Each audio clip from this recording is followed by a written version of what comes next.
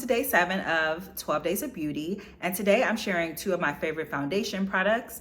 The first is Pat McGrath Labs. This is her Skin Fetish Sublime Perfection Foundation.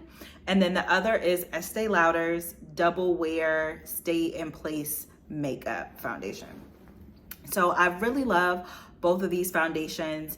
I wear them depending on what type of look I'm going for. So with the Pat McGrath, this one is a more natural finish, one of the few foundations that I have found that is almost a perfect match for my skin tone. I mean, underneath the makeup, my skin's like 2 different colors. So this is one that like blends in seamlessly with my skin tone. And so I usually wear this on like no makeup days.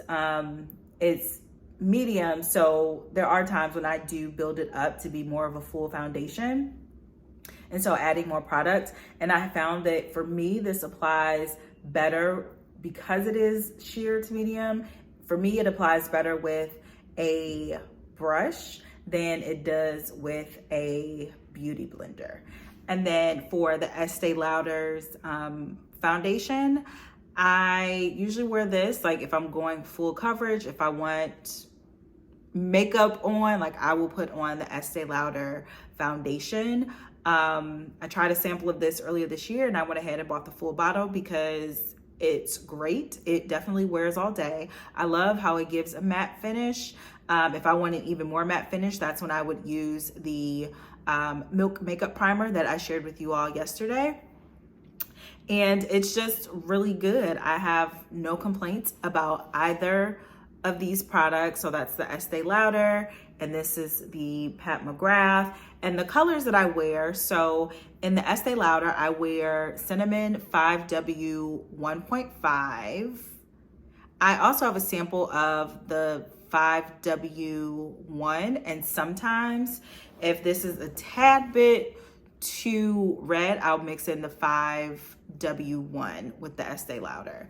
And then with the Pat McGrath Labs, I wear medium deep and medium deep 23. We'll say like the Pat McGrath comes with a little pump, and excuse it because it's a little dirty. And then the Estee Lauder, it has, you know, just the opening there. So be careful when you're pouring it out to make sure you're not spilling too much.